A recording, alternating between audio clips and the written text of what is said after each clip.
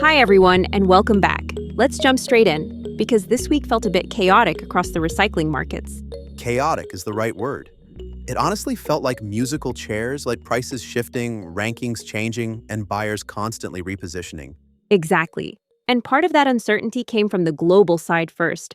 We're still waiting on inflation numbers, the dry market moved only slightly, and oil finally pushed past that $60 mark.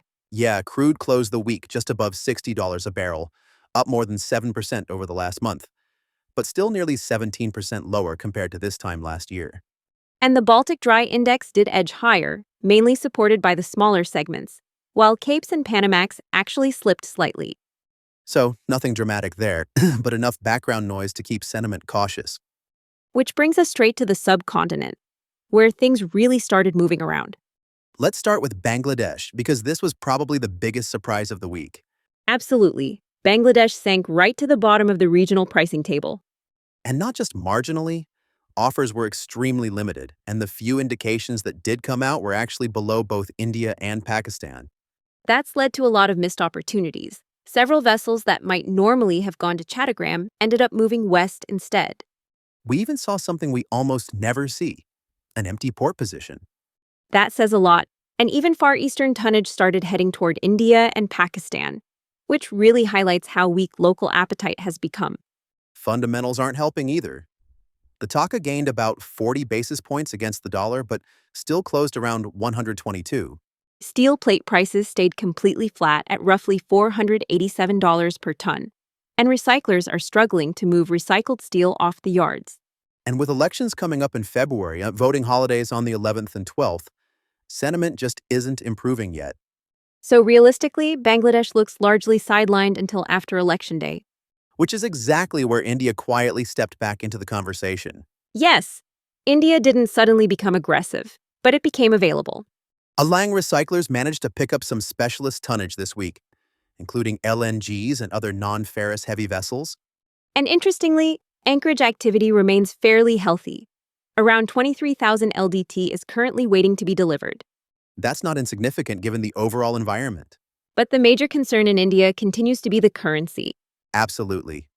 The Indian Rupee dropped more than 1% in just 5 days and closed the week around 91.65, nearly touching 92.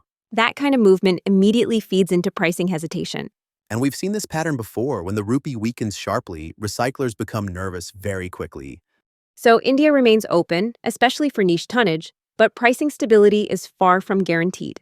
Meanwhile, Pakistan finally had its moment this week. Yes, Gadani moved to the top of the regional pricing board. And one more positive signal from Pakistan this week.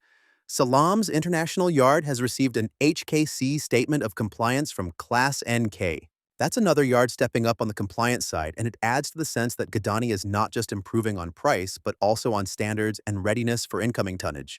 A big reason behind that is the slowdown, or near pause, in Iranian steel imports. Which has lifted both sentiment and pricing locally. Even though supply remains tight, improved prices help divert some vessels away from India and back toward Pakistan. Local fundamentals look relatively strong too. The Pakistani rupee actually gained around 70 basis points and closed near 278. That's levels not seen since early last year. And steel plate prices are still leading the region at roughly $587 per ton. Anchorage has been quiet for a long time, but with Bangladesh temporarily out of play, timing might finally be working in Gadani's favor. Then at the far end, we have Turkey. Aliaga is busy, and at least for now. A number of EU-owned RoRos have arrived over the last few weeks, giving the market some much-needed activity. But we've seen this before. Once this wave ends, the question becomes, what's next? Especially as the Turkish lira continues to weaken, losing another 30 basis points and closing close to 44 to the dollar. That limits upside pretty quickly. Longer term, there's hope that more sanctioned or aging tonnage may find a recycling route. But for now, it's still uncertain. So when you step back and look at the full picture, It really does feel like musical chairs.